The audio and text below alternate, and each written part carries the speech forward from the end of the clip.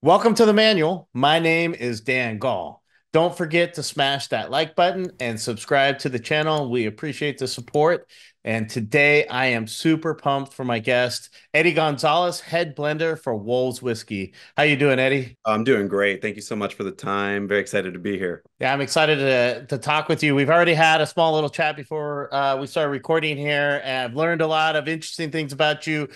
Can you share a bit about your background and how you became the head blender at Wolves? Yeah. My passion really started during my time in the hospitality industry. Growing up in the industry, surrounded by great food, great drinks, the interest in spirits really came naturally. I made it a point to learn as much as I could about spirits and just super deep dive into it.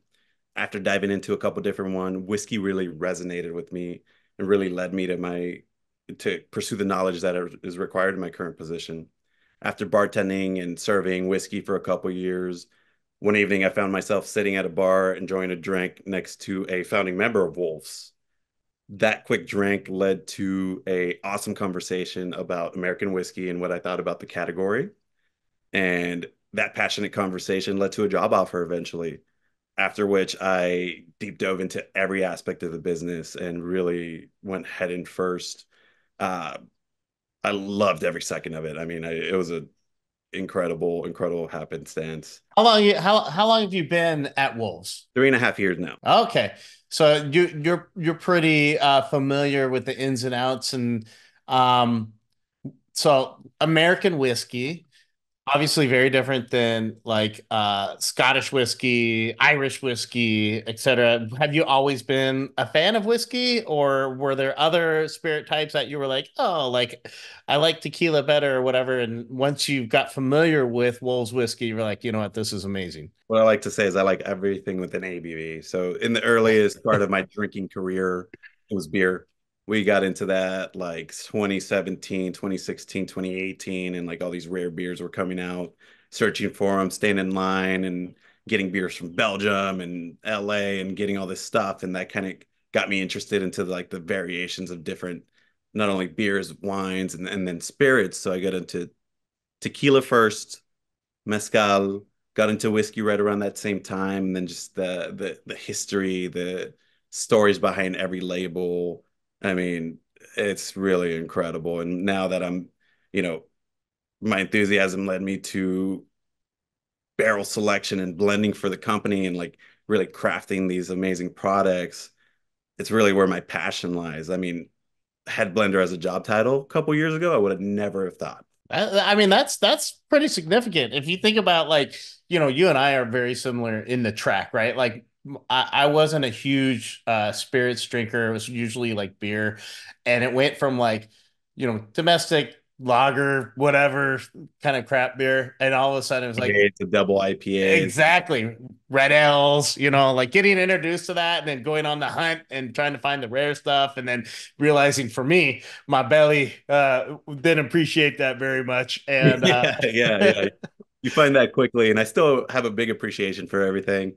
I still have a fridge full of awesome beers, but spirits is really where I focus now, as you can tell behind me. how did you learn like to become a head blender? Like, did you have experience before Wolves? And I'm just super curious about that because you don't hear that from a lot of people. Yeah, so my experience comes within a genuine interest in the spirit. So collecting the bottles, getting familiar with the nuances and the flavor profiles, and from there, I started kind of in the operations of the business, and through that, tasting the different whiskeys. We have to put these blends together and make sure they taste great, and this barrel goes with this barrel, but doesn't go with this barrel, and it's really failing up. You try, you blend until you have something that you're really happy and proud with. And lucky enough, we've had some really awesome sources and really access to great juice to really put together some fantastic whiskey. How did Wolves Whiskey start? And by the way, I think the name Wolves Whiskey is badass. Like that in my mind, the picture in my mind is just a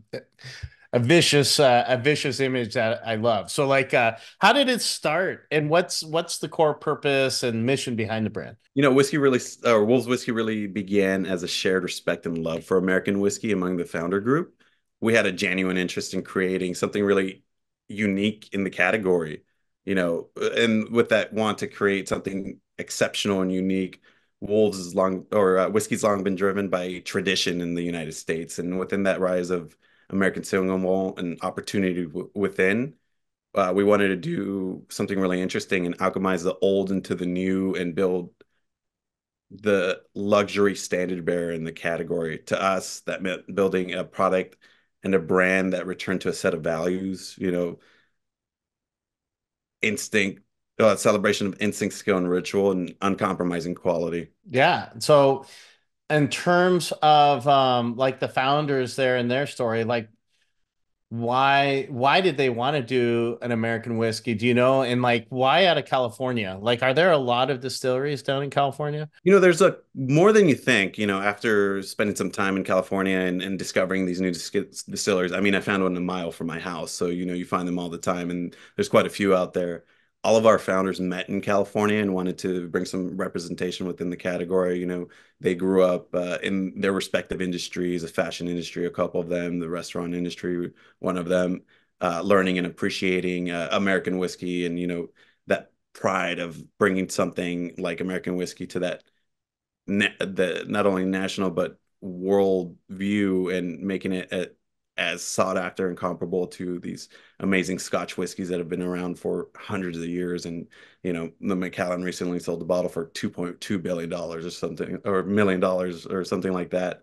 So just bringing the American whiskey to that forefront and trying to make it as respectable as these amazing spirits. I think it was a big ambition for them, and also doing it in their own way from California, hand wrapped in leather, and homage to the fashion industry, and doing something awesome. And I just real curious because I wanted to say this later, but I'm going to throw this out here right now, which is like you guys have done collabs, which I think is kind of to me kind of a good sign of culture within the brand of like where they're trying to go. And we were talking earlier, you got some rattle cans up behind your shoulder there. Yeah. To me, that's also like that'd be super cool from an urban kind of standpoint, like LA whiskey collabs with like undefeated and et cetera. Like so, like is this an interest of the founders as well, and they're bringing like-minded people into the business like yourself? Yeah, I think it's kind of part of the DNA, being from LA and having these different cultures matched together.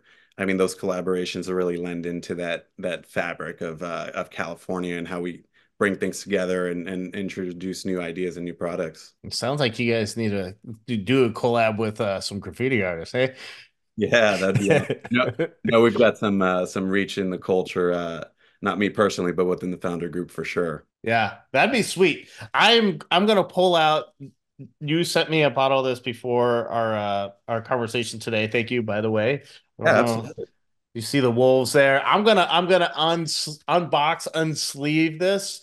I Yeah. would love to get into a quick tasting around this, talking about the whiskey real time here, and then just continue the conversation as we go. Why don't I join you? Let's do it. And while I'm getting kind of the material off of this, can you talk about the bottle itself because it's fairly unique. I feel like one, the color of the bottle is really cool. It's if I don't know if you guys can tell through the camera, but it's got like this blood red color to the glass, and this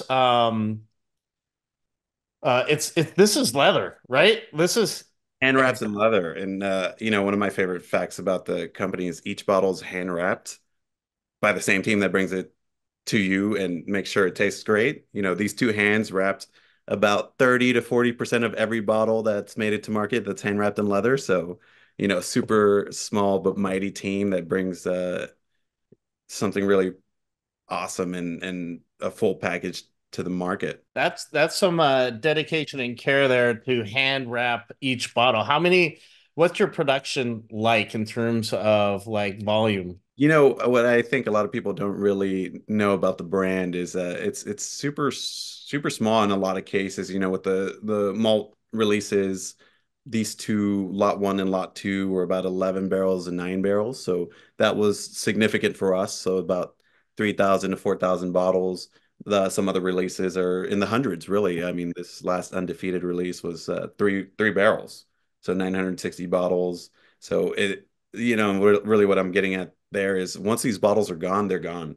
I can't make you another 11-year single malt with Irish maltings at all. I mean, the grains are hand selected, the fermentation process, the distillation takes 10 days to distill 10 barrels, about a barrel a day. Super long distillation process in which the distiller sleeps in 4 hour shifts to be up to catch the hearts of the hearts. And then we take that spirit and put it into amazing American oak barrels out of Northern California that are seasoned for 36 months before they're built into a barrel, and then aged for 11 years. So, a no expense spared approach to creating an incredible product. So, quick question around that. So, one, what does seasoned mean from a barrel for people that may not know? Yeah, so when it comes to seasoning a barrel, literally they cut down the trees and expose them to the elements for X amount of time. And what that does over time, we found that it grows a mold over the oak that leaches the tannins. So like that tannins, for anybody that may not know, if you're trying a red wine and you kind of get this drying effect on your palate, is evident in oak as well. So the longer it's seasoned, the more those tannins are leached, the longer it could sit in the barrel without too much of that barrel tannins and like offensive, not really offensive, but that just super tannic approach in the whiskey. Mhm. So notice with this 11-year product, it's oaked, well oaked, but not over oaked. Okay. And then 11 years, obviously that's a long time to wait for your product to be available.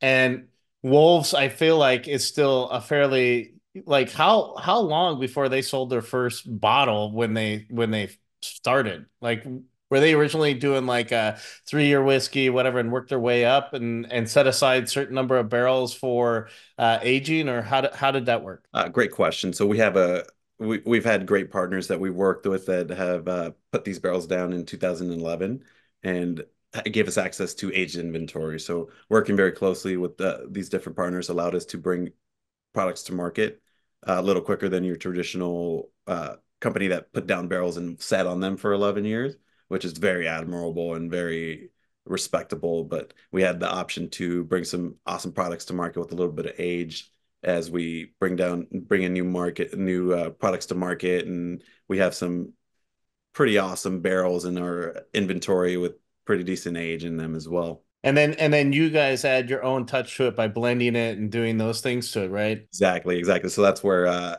I come into play. So Yeah. yeah, the more I get to do, the more my check feels great at the end of the month. But Did you blend these bottles? So first off, what is this that we're gonna taste today? so this is an American single malt. The grains are sourced from Ireland. So what you see is kind of a old world influence on the flavor profile. Each lot was distilled over a 10-day period. In this lot, there were 10 barrels, one of which was selected to be released at a later date as a single barrel. And this is a 9 barrel blend of this 11-year American single malt, all aged in new American oak in a range of toast levels, ranging from light toast to char 3.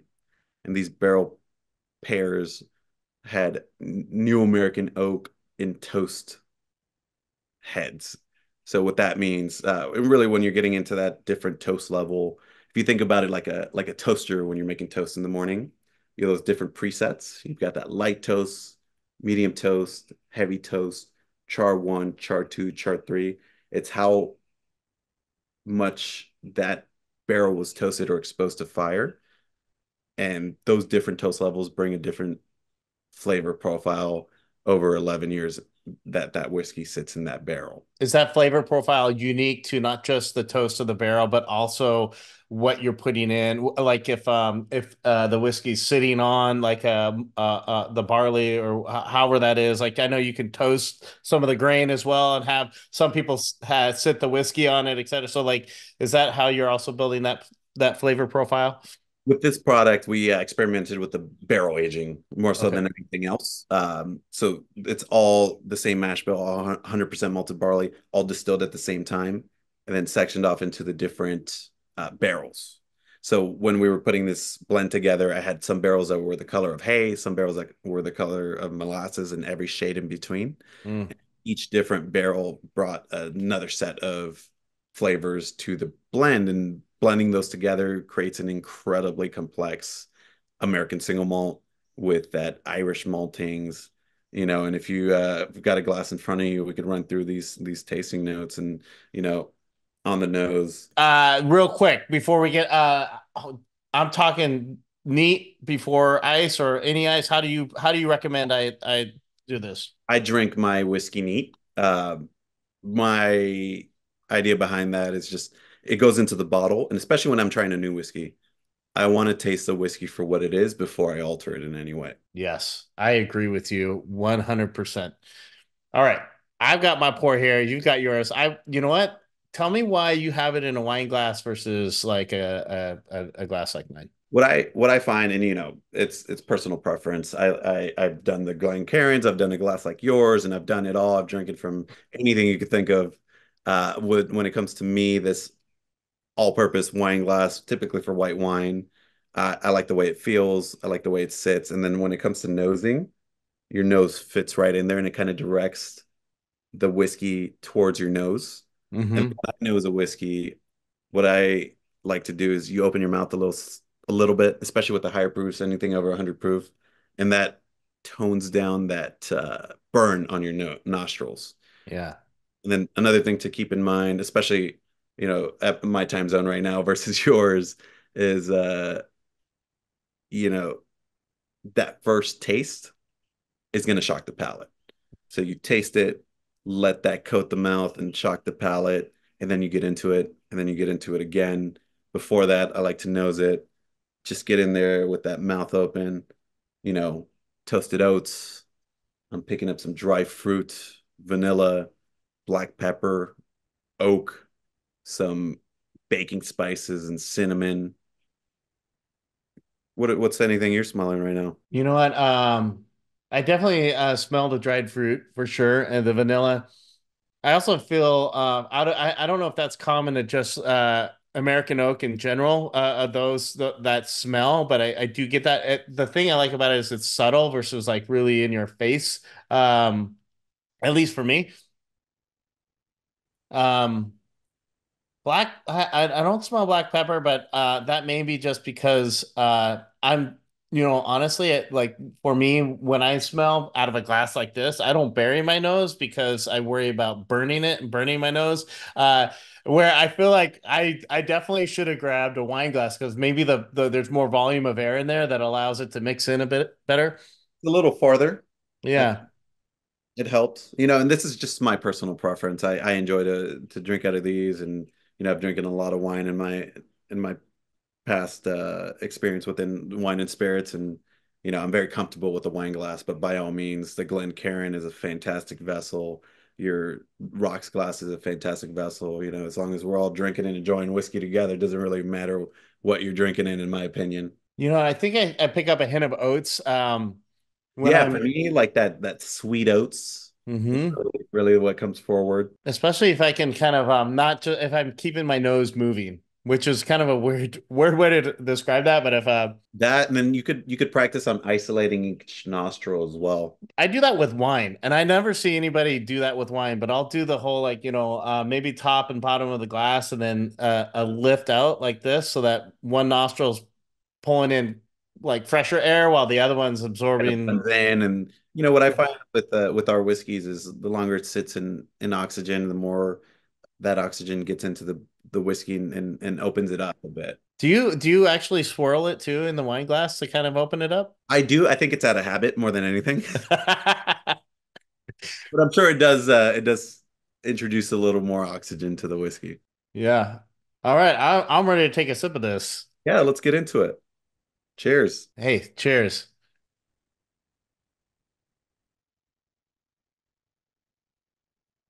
That first taste, coating the palate, shocking it, and then let's get into the second.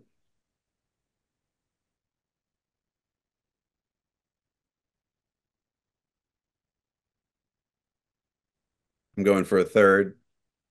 All right, I'm joining you. And to me, on that third, you pick up tobacco, caramel, stone fruit. What what are you calling out? You know what is interesting because I've never. Again, I've been drinking whiskey and bourbon for a long time. I've never just done the three, like shock the palate. It made it super juicy. Like shock the palate, then the second, then the third. And after the third, it was just super juicy. Like my taste buds are just It like brings out so. the saliva, makes you salivate, and then saliva assists in spreading that whiskey over the palate. You know, it really does something special. And I think especially, when I'm out and sharing the whiskey at demos in stores or anything like that, and the demos where I set up and pour some whiskey for people that would like to buy a bottle, it's important for me to walk them through that because, it's hard to pick anything up on that first taste. And I think people, when it comes to alcohol, they're used to shooting it. And I don't know about you, but I remember growing up drinking and I shot something I didn't want to taste. Yeah, So exactly. Yes.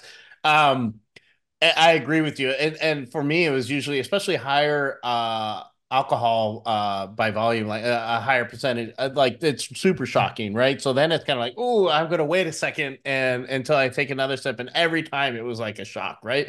Where this, it was really interesting because it calms it down, and that's because of the saliva, right? I would imagine, and it allows me to taste this a lot better. There is definitely um I can taste the tannins, actually. I feel like the linger of the flavor profile, and I think that to me is probably more of a tobacco flavor that lingers on the end.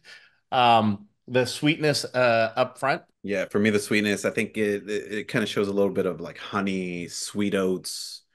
You kind of have to dig for it a little bit more, which to me makes it a really balanced drink because it's not too sweet up front. It's a little more balanced. You've got some minerality, some salinity that really brings it together and balances it. I'll tell you what, like uh one, I haven't had this before, and doing it the way that you just walked me through for the three sips, I don't know why it's blowing my mind right now because again, it makes me feel weird that I've never done it that way.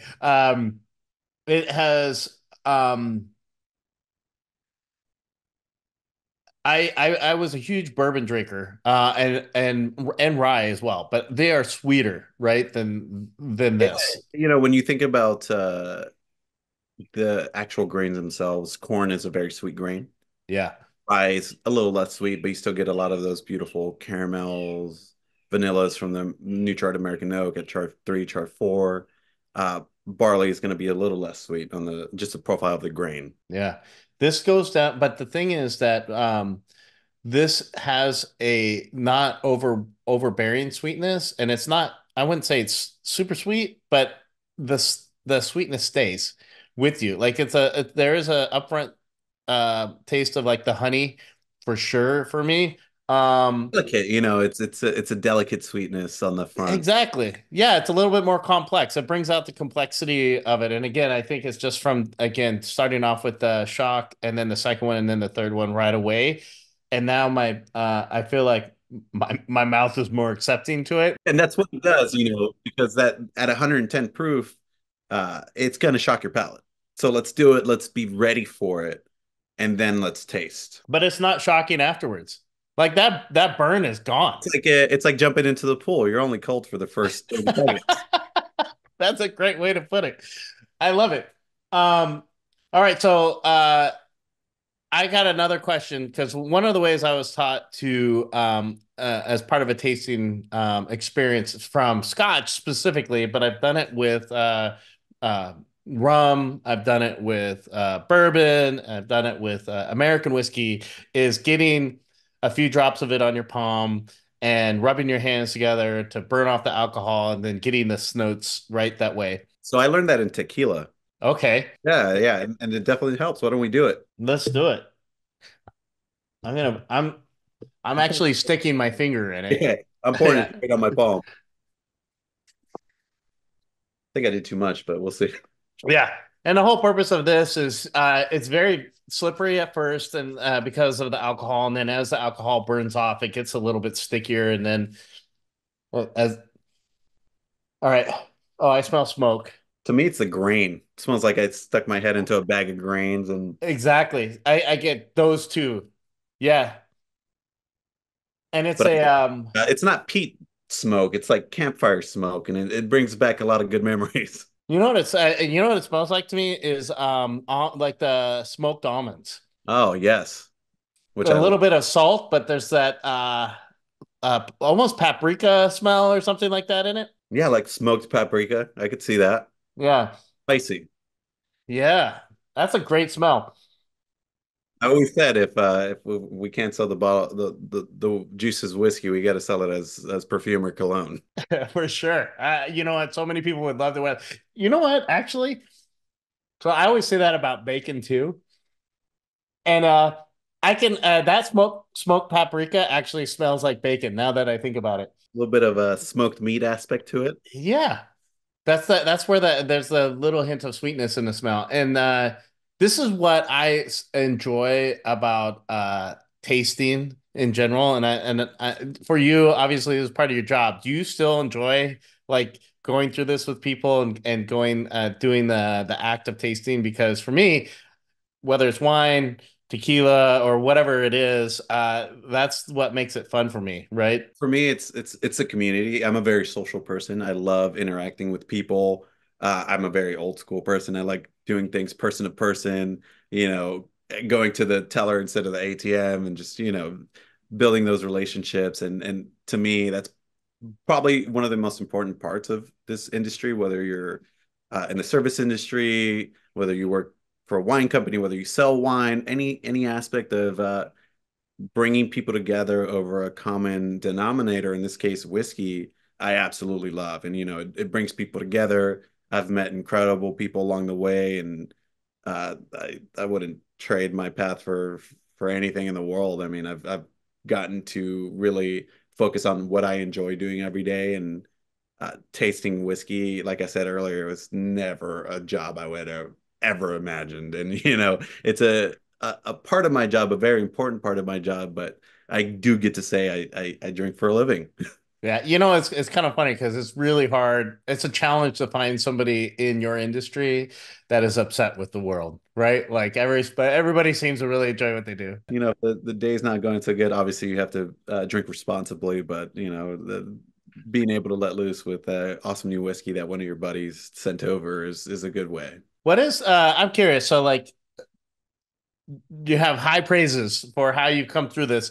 Do you have a maybe like an interesting story, a myth or something that really sticks out in your head around this specific experience or time, at Wolves was absolutely like mind blowing and sticks with me. Like comes to your mind immediately as something fantastic. One of my favorite experiences is our collaboration we did with Rolls-Royce. I've got the bottle up there. Wow. All right, tell me about That that. was pretty incredible. I mean, we've got introduced at this amazing car show called the Quail up at Monterey Car Week. And as much as I love whiskey, you could copy that and then add it to the cars. So I love cars and I love whiskey, and the opportunity to marry two of my biggest passions. And, we assisted them in a PR launch of the Rolls-Royce Black Badge Ghost, which was amazing. They invited us down. It was a 2 week spell that we spent in San Diego and got to hang out and drive in Rolls Royces. And, I've always looked at those cars and not really understood their price point until you sit in one. And I always say, you could sit in the front seat, but the real experience is in the back seat. I mean, it's a passenger's car, not a driver's car. I mean, it drives great, but the experience in the back seat, and they drove us around, and it was pretty incredible. I mean, and then pairing that with just Rolls-Royce looking at us and together celebrating luxury handmade products with the world's most respected car company, it was unforgettable. I mean, and we got to go off-roading in a black badge Cullinan, which was wild. What is a black badge Cullinan? So the Cullinan is the SUV, and then Okay.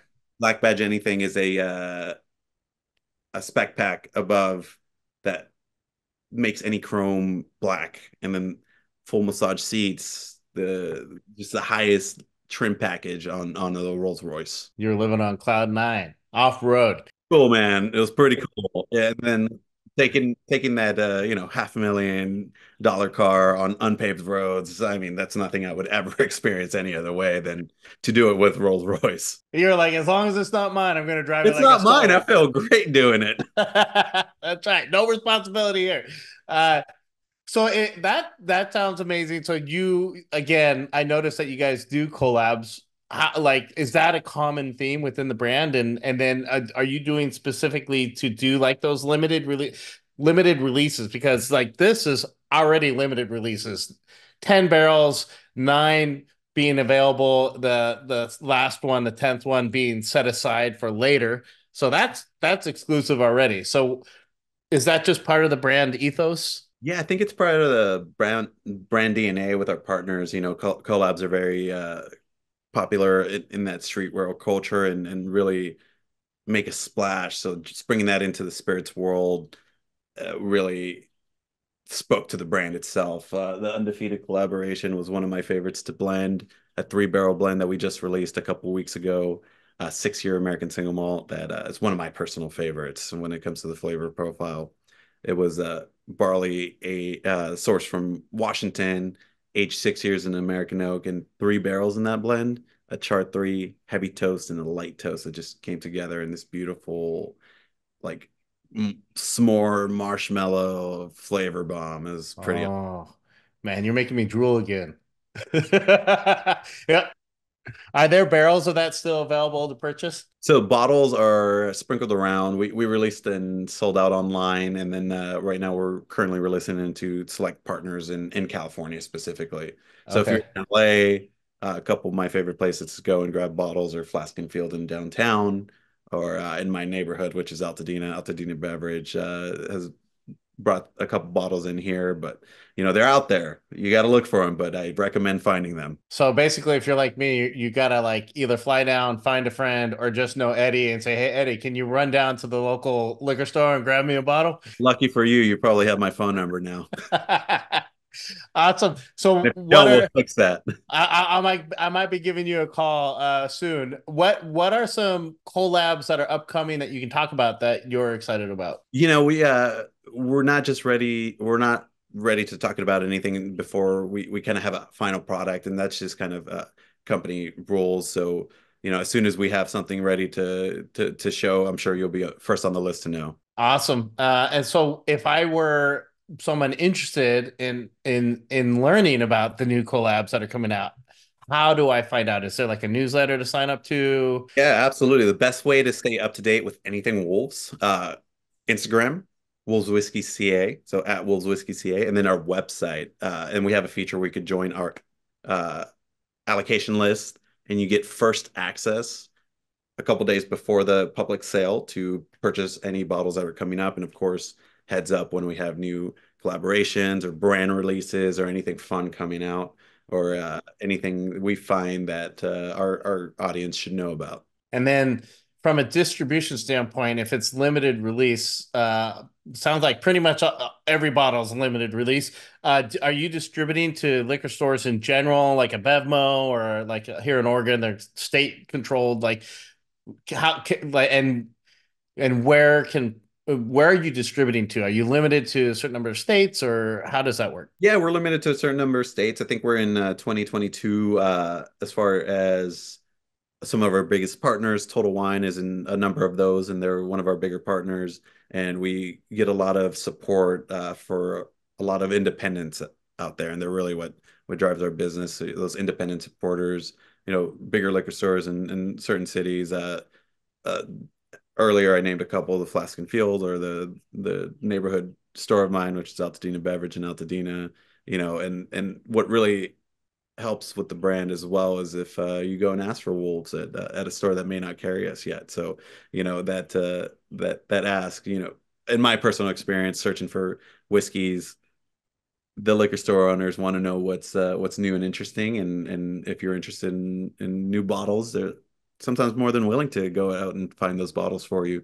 So, don't feel like it's impossible to find. It's a little harder, it requires a little bit of work, but if you put in the groundwork and get out there, it's the bottles are out there. Awesome.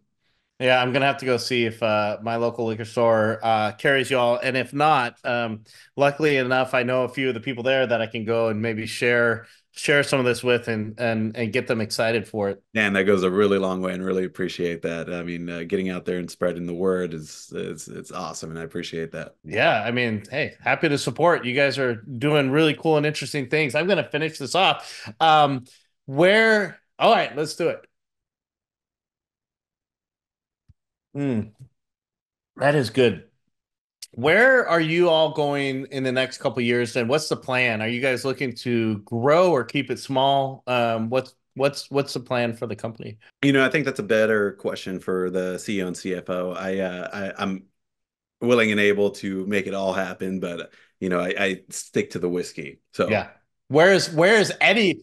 Where is Eddie going then? Are you going on another Rolls Royce ride or like where I what? hope so. I after going up to the Quail 3 years in a row, Car Week is something really special to me. So I hope to be going to back to Car Week in August and on a personal level, like going different places and cold cars is one of my favorite things to do. So working on some cars here and getting them roadworthy and going on road trips and maybe going up to Oregon and saying hello. That'd be amazing. Let me know if you come up. And now you really tugging on my heart. So you work on cars yourself or what's your favorite car? The brand, what if you could That's going own a to be a car? whole other 45-minute call, but to answer it quickly, I like vintage Mercedes, so anything before 99.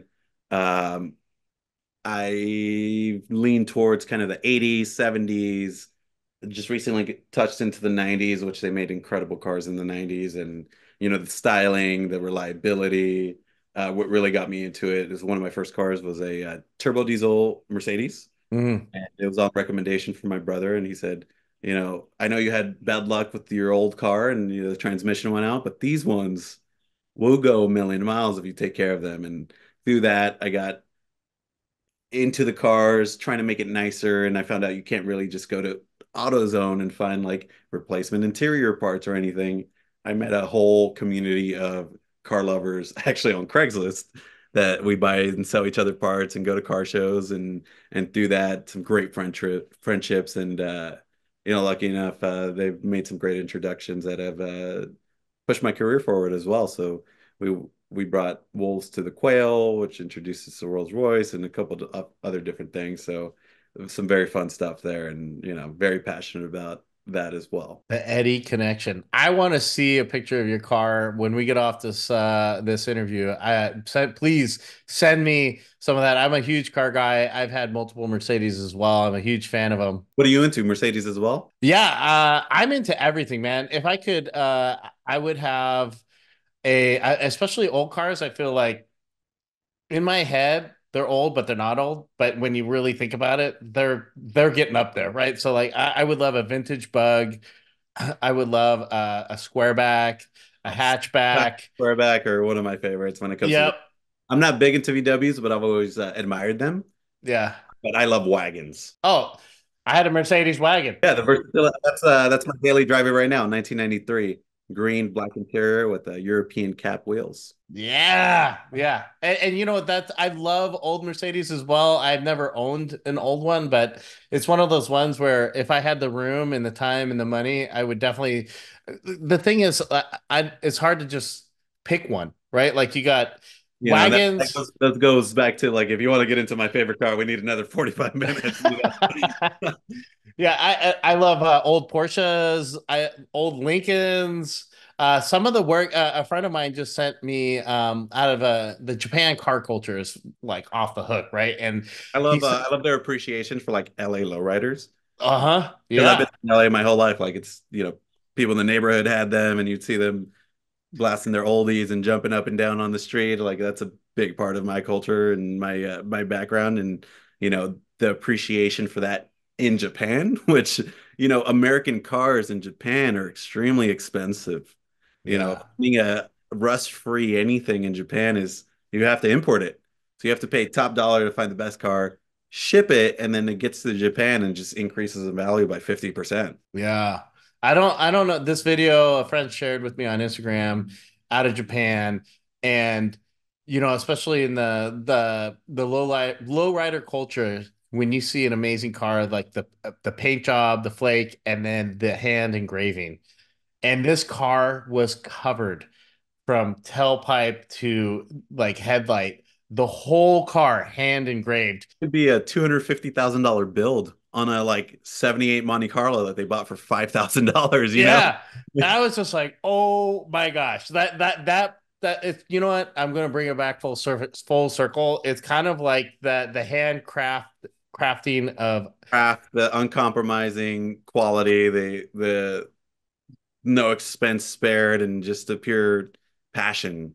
yeah. Just, and that's why I appreciate all these different things that we've talked about in these 50 minutes that we've been on. And, from a personal level, I love it. That's what it comes back to.